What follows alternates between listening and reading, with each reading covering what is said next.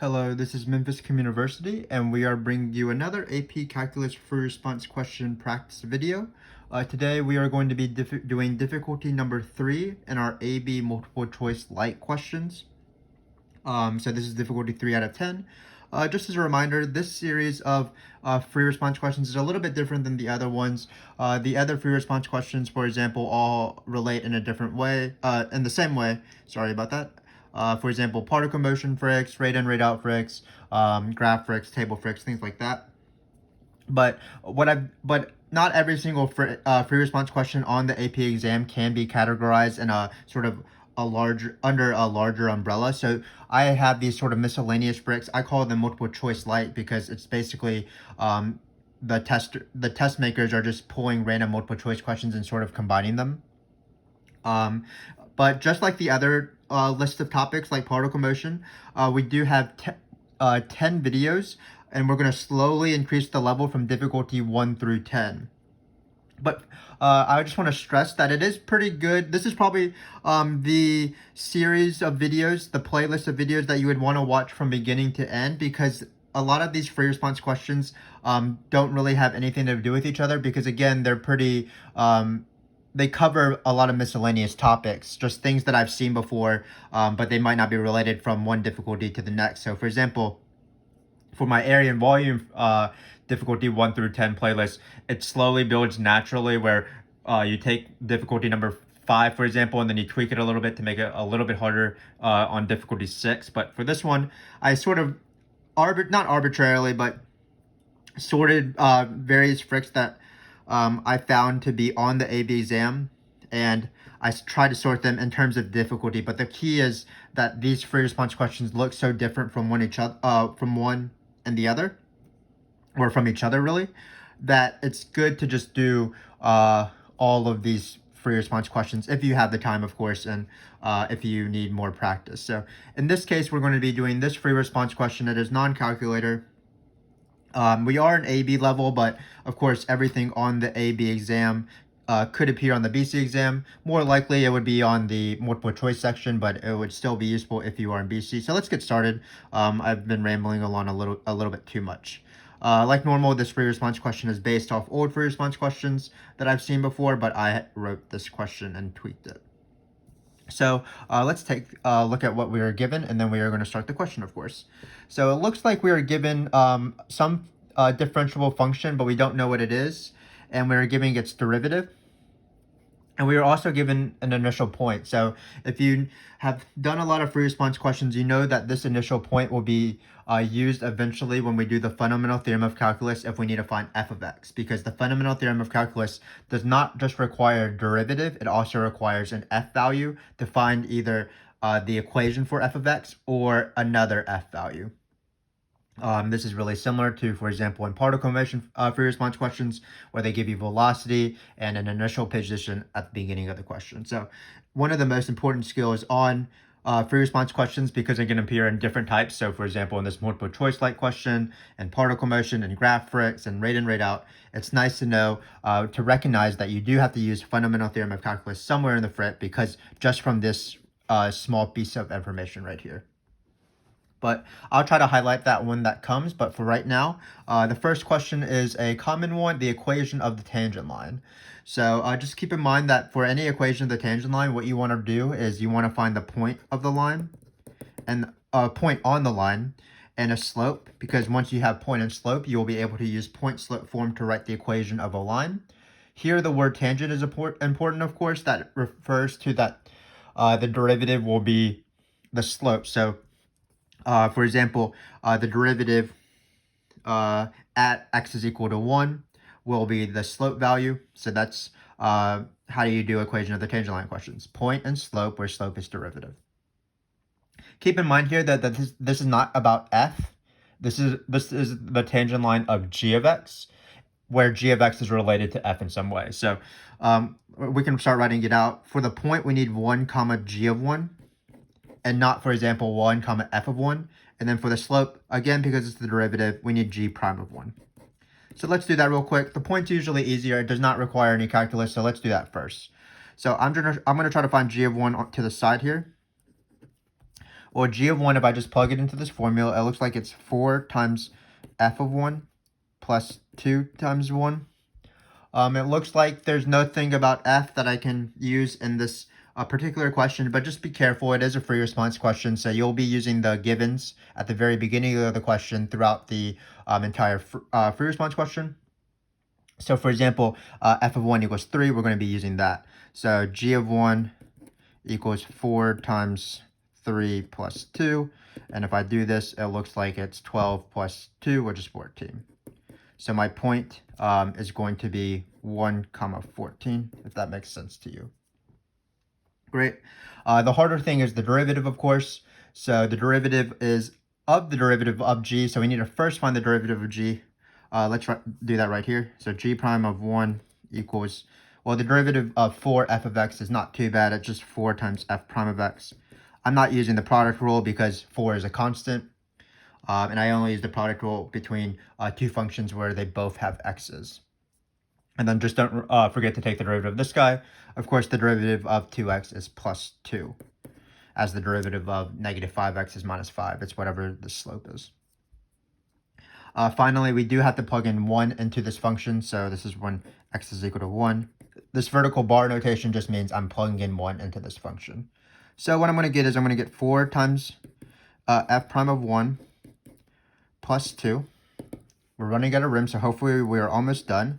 Again, use the givens. F prime is on the top here. We're going to plug in 1 here, so it looks like it's going to be 8 minus 1, which is 7, over 1, which is 7 as well. So it's going to be 4 times 7 plus 2, because f prime of 1, we plugged in 1. Notice here we didn't actually have to take the derivative because luckily the derivative is already provided.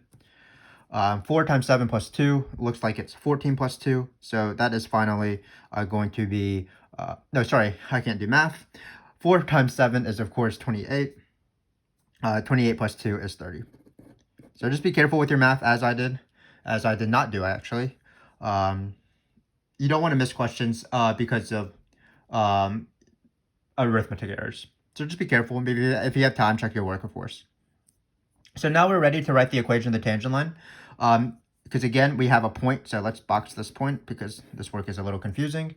And then 30 is the slope. Again, I'm going to use point slope form, so I'm ready for the answer. It's going to be y minus the y coordinate, this is how point slope works, equals 30 times x minus the x coordinate.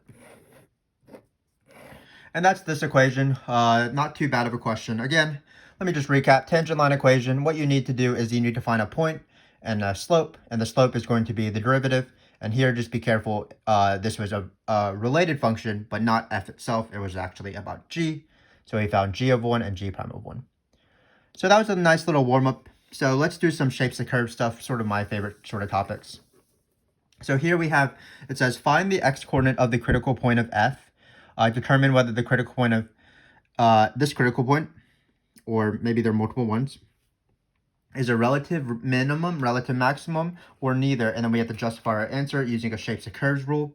So as we start this, I would recommend watching our shapes of curves rules playlist, where we talk about, where we have several videos talking about increasing, decreasing, concave up or down, relative min or max, absolute min or max, inflection points, including things with pictures and stuff like that. We have graph questions as well, graph free response questions of the same type of series going from difficulty 1 through 10, and a lot of those use these shapes of curves rules. So check that out. It is one of our longest playlists on our channel, and we would appreciate it. But for now, we have this question right here, this rel min or max question. Let me write the derivative down for you so we don't have to scroll up to the, or not scroll up, but, you know, this high budget production. Sometimes we can save a little bit of time. So this is f prime of x again. So if you don't know, anytime you do a shapes of curves rule question, like relative min or max, concave up or down, things like that, what you want to do is you want to think about the rule first. So a rel min, otherwise known as a local min, the justification is f prime goes from negative to positive. And then a rel max is the same thing.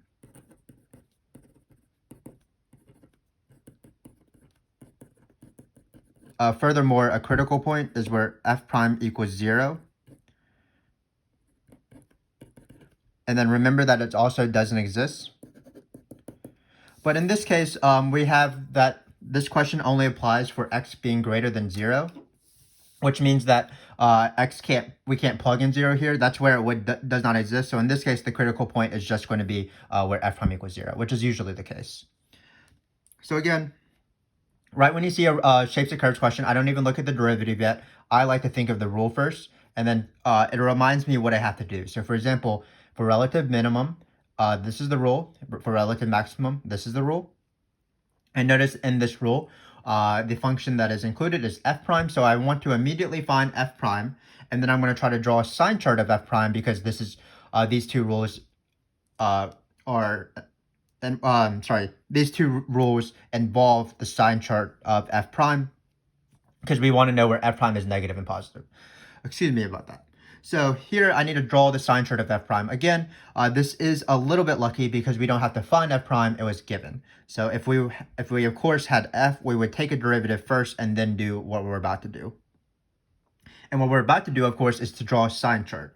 So I draw sign charts perhaps a little bit differently than how your teacher has taught you. What I like to do is just draw them basically, as opposed to like plugging in points within an interval. But in order to do that, what you need to do is you need to factor as much as possible. And sometimes people get confused or scared about fractions, but fractions aren't too difficult. So I'm going to do this question right here. So again, I need to factor this. So what I need to do actually is I need to first take out a negative, because I consider things to be factored when you have something as x plus or minus something, x plus or minus something, x plus or minus something. So for example, x minus 2 times x plus 1 times 2x minus 4.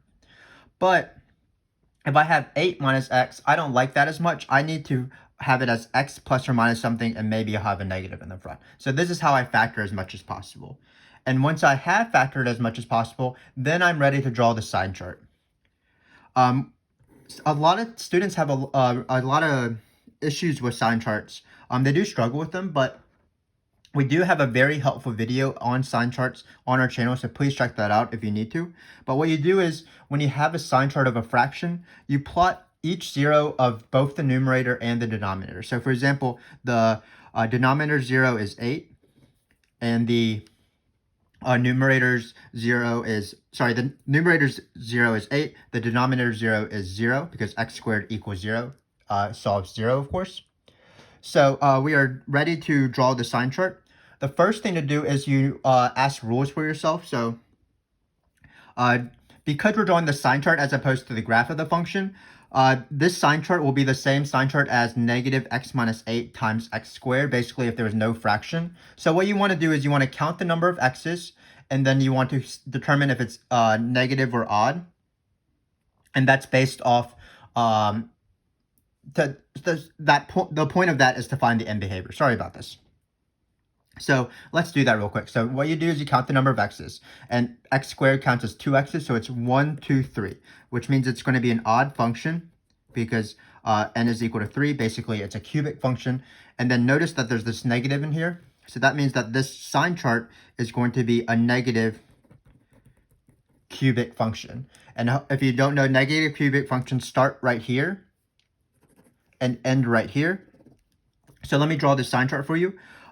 That's the end behavior. Again, it's based off two things: how many x factors you have, so 1, 2, 3, and then whether it's even or that decides whether it's even or odd. And then the second question is whether it's negative or positive. So if it's negative, it starts right here and goes right here. If it was positive and odd, it would start right here and then end right here. If it was even and odd, sorry, it can't be even or odd.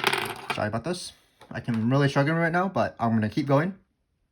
If it's even and positive, that means it looks like a parabola.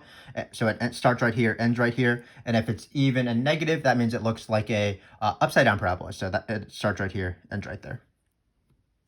So that's end behavior. And what you do is you approach each of these zeros, and if the exponent on this 0 is positive, not positive, if it's even, it bounces, and if it's odd, it goes through. So I'm approaching the 0. I go towards this right here because this is the 0 that matches x is equal to 0. And I notice that it's a squared, so it's going to bounce here. and I'm going to go to this guy right here. So this is raised inherently to the 1.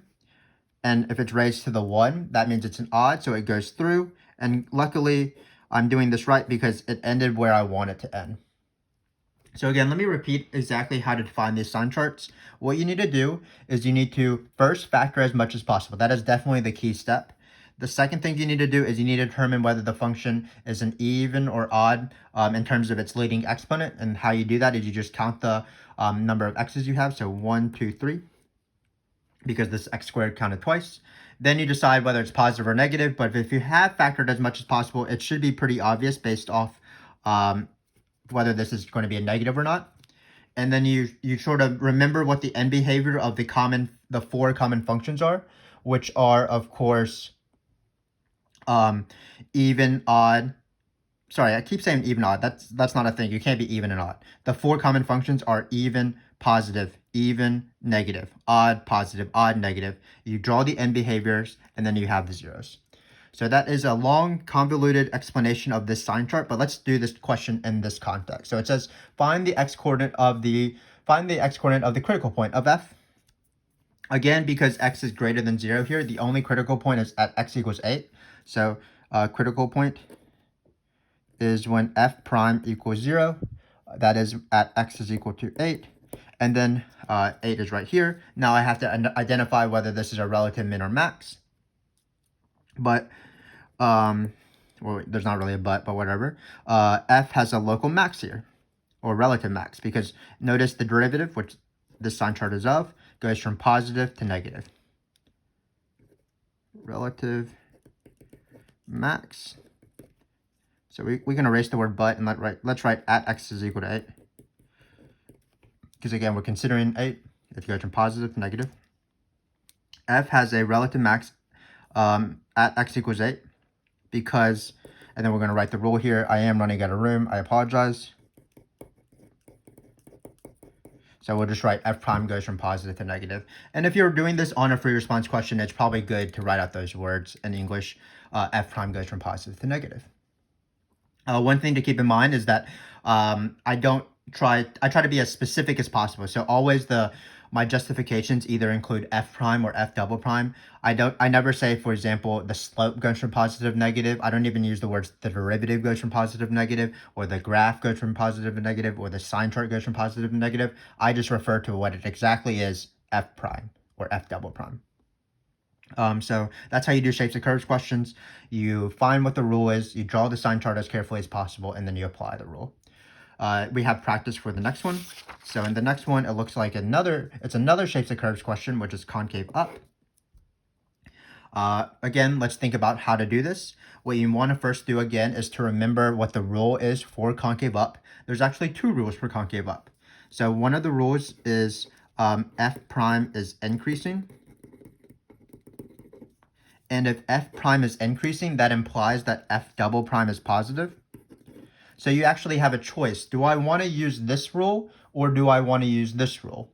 Well, there's situations where you should use this rule and this rule, even if both rules are correct in all situations. So let's keep in mind what we're trying to do here. We are eventually going to try to draw sign charts, but as the name implies, sign charts only can detect the sign of the function. It cannot detect whether a function is increasing or decreasing. It only can detect whether a function is positive or negative.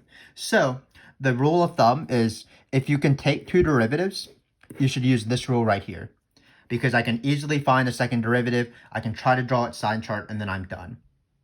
I can't tell whether f prime is increasing on an f prime sign chart because the sign chart only recognizes the signs of f prime.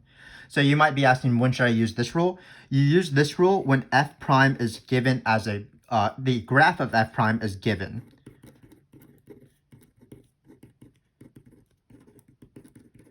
Because if you have the graph of f prime in front of you, and it's a graph instead of a sign chart, so they provided you with the graph, then it's easy to tell where f prime is increasing because it's literally where f prime is going up. If you want examples of that, that is going to be in our graph free response questions where we go through difficulty 1 through 10 without a calculator. So check that out if you want to. So again, we are going to use this rule. So if you can take 2 derivatives, this especially applies to the multiple choice part of the exam, then you should just take two derivatives. But first we need the first derivative, so I'm going to rewrite this one. So f prime of x is equal to 8 minus x over x squared. And usually when you are finding the second derivative, you have to take two derivatives because you go from f to f prime to f double prime. But in this case, because we're starting off with f prime, we only have to take one more derivative to find f double prime. So I'm going to do that now. I think the easiest way to take this derivative would be the quotient rule, of course, because we have a quotient which both the numerator and the denominator involves x's. So I'm going to do that right now. So what it's going to be is low,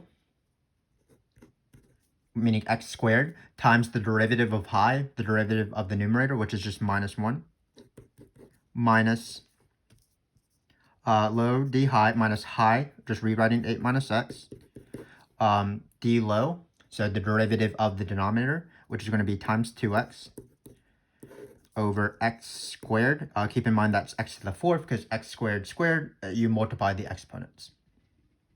So we are, of course, not ready to draw the sign chart yet because remember, the most important rule when drawing sign charts is to try to factor as much as possible, and we can certainly do a little bit of factoring before we do this. So I'm going to do that right now. This looks like it's negative x squared. There are a lot of negatives here, so I want to be careful. It's minus 8 times 2x. That is minus 16x. And then it looks like it's plus x times 2x, which would be plus 2x squared over x to the fourth. Great. And then we're going to do a little bit more math. So we can combine these x squareds. Again, my goal is to simplify it as much as possible. Minus x squared plus 2x squared is, of course, x squared minus 16x over x to the fourth. Still not done factoring as much as possible. It looks like I can cross out an x in every single term. Just be careful with fractions. Like, for example, if this x wasn't here, you would not be able to cancel out x's. That's not how fractions work. But if there's an x in every single term, we can certainly cancel out an x. So we're left with x minus 16, I believe, over x cubed. And this is what I argue as being factored as much as possible, x minus 16 over x cubed. You cannot factor any more x minus 16. So only at this point are we ready to draw the sign chart. Let's draw it to the left here. We're going to put the zeros on there first. So 16 causes a 0 to be at 16. And then x cubed, just like the previous one, causes a 0 to be at 0. Great. Now we have to answer the questions. Do we want to, is this function basically like an even or odd function? And is it positive or negative? Again, we count the zeros. So this 0 is counted. Let me count for you. The first one gives you 1 0, and the second one gives you 3 zeros because x is getting raised to the 3. So this is even function where n is equal to 4. And then we have to decide whether it's positive or negative, but everything is positive here. There's not a negative in the front like there was in this case right here. So it is going to be positive. POS standing for positive. We'll just write it out. So once we have even and positive, we are ready to draw the sign chart. So even and positive, what students remember is that it looks like a parabola. So if we take this, it's going to start here and end here. And then remember, as we go to each 0, we look at the exponent on that 0. If it's odd, it goes through and crosses the axis. If it's even, it bounces at the axis. So here was an example of a bounce at x squared. It bounced at 0. So we are coming up to this one. When the first one that we're approaching is x equal to 0. So we're going to x equals 0. We're like, should we bounce? Should we not bounce? That is the question. But because x is getting raised to the third, we're going to go through because 3 is odd. Similarly, when we go up, we're going to go through x is equal to 16 because x minus 16 is getting raised to the 1 that's implied. So this is my sign chart of f double prime. So now we are ready to do the answer. So the question says, where is f concave up? Remember that this function is only defined for x is greater than 0. So we actually don't really care about this side of the sign chart, so we can like sort of mark it out. We only care about the x being greater than 0.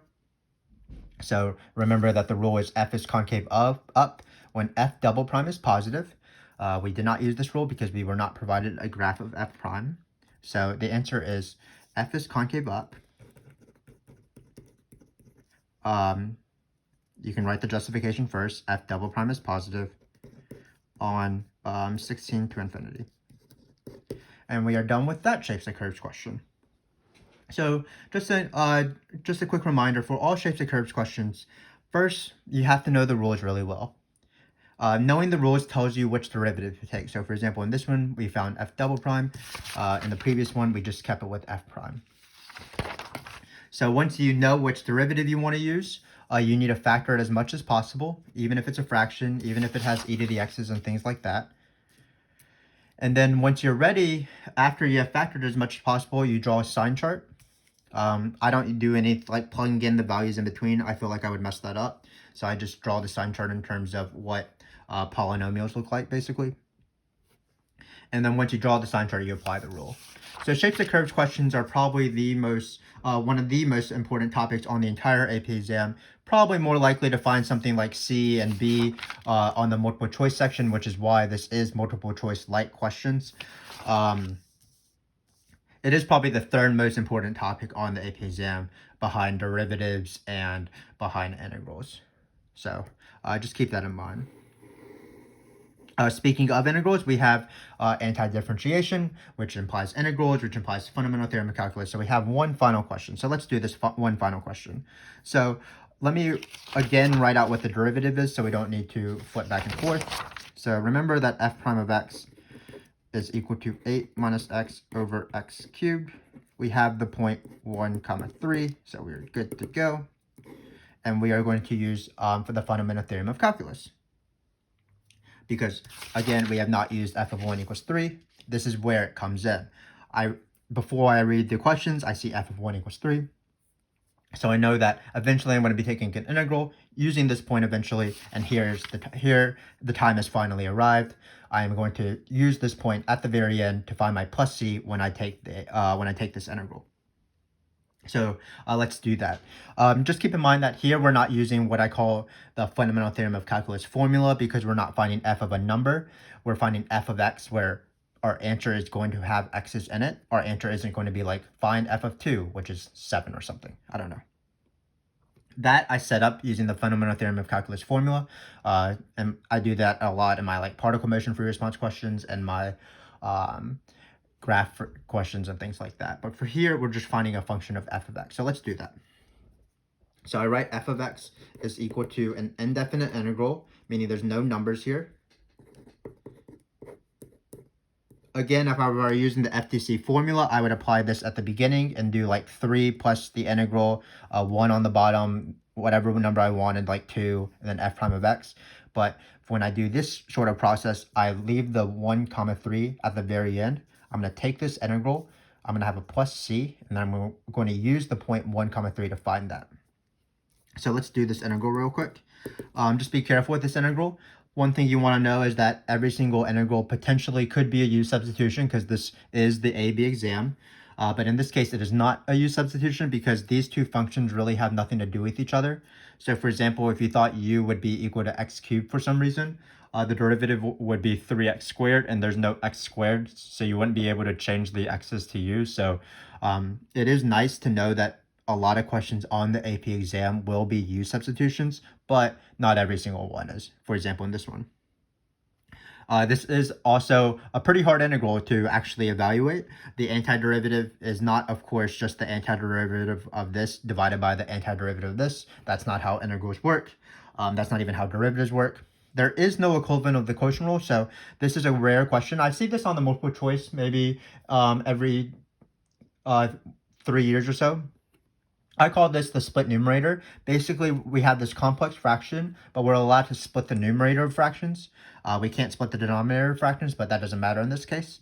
And we're going to split this more complex integral into 2 separate integrals. So what we're going to get is we're going to get the integral of 8 over x cubed dx minus the integral of x over x cubed times dx. So notice these two integrals, while there are 2 of them, they look easier to do. So I'm about to do these integrals, but in order to do these integrals, is this the original function? Oh, no. I apologize. It's not x cubed, it's x squared. I can't read my own handwriting.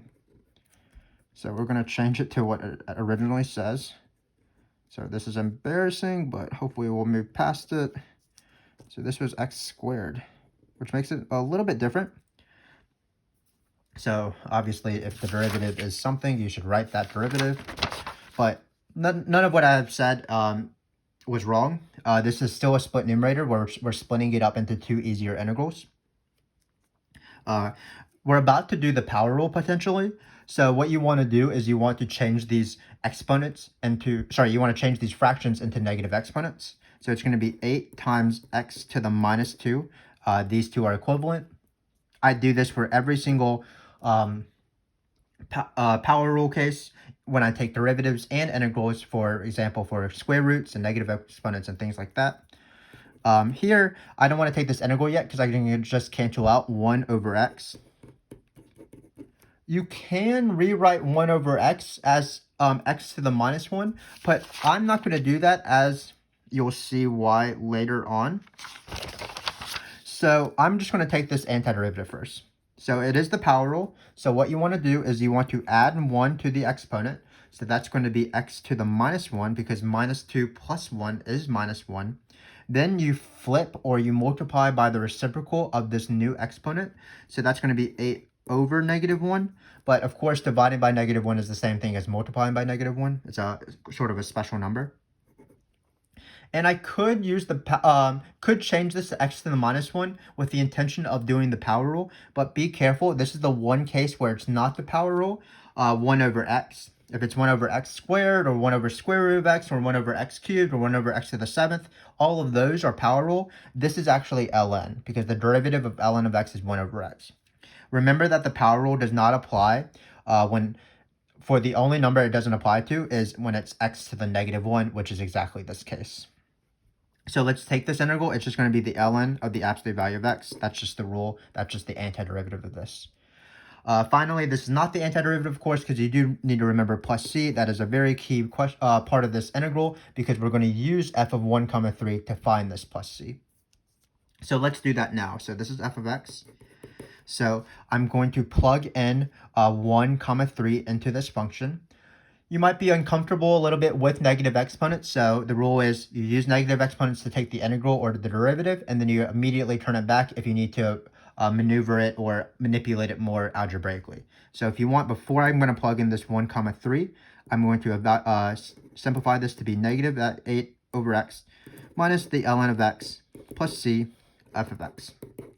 Now I'm ready to plug in 1 comma 3. So 3 goes into this side right here. So it'll be 3 is equal to 1 goes into this. So it'll be negative 8. I do need to know the ln of 1, and then I finally add 0. Ln of 1 is a good ln to know off the top of your head. Ln of 1 is equal to 0 because e to the 0 is 1. Other ln's you want to know is like ln of e is equal to 1 because e to the 1 is equal to e. Really, if you want to practice, ln of e to any power is that power, because ln and e sort of cancel each other out. But for now, all we needed to know is that ln of 1 is equal to 0. So we end up getting 3 equals minus 8 plus c. It looks like we are almost done. C is equal to 11. Finally, at the very end, the answer isn't c itself. It's to find the function. So we're going to just replace plus c with 11. And we are finally done. Kudos to us. So this has been a long free response question, but hopefully it was only long in terms of my explanations, and I was trying to be as thorough as possible. But this is not the most likely sort of question to be asked on the AP exam. It is a more multiple choice like question. There are videos in this video series, as we go from difficulty 1 through difficulty 10, that are more likely to be on the AP exam, like, for example, piecewise things and implicit differentiation fricks and things like that. Related rate fricks, maybe. But hopefully you were able to get something out of this. I'm going to stress what we did because why not? Equation of the tangent line, point and slope or slope is derivative. It was on G. relevant or max question is shapes and curves. So you need to know the rule. You need to take the derivative, which was given, factor it as much as possible to draw the sign chart, and then apply the rule to the sign chart. Same thing with concave up. We're going to use f double prime because we can take a sign chart of f double prime. Here we did the quotient rule to take this derivative. We simplified. We drew a sign chart of f double prime and then applied the rule. For this last one, this is fundamental theorem of calculus, the most important theorem in calculus, as its name implies. What we did is we took an integral of this thing. If you are not careful, like I wasn't, you need to write the function correctly, of course. This integral is slightly harder. It's an integral you could see on the multiple choice with a high probability. It's called the split numerator because we split it up to make it two easier integrals. For both of these integrals, we simplified a little bit.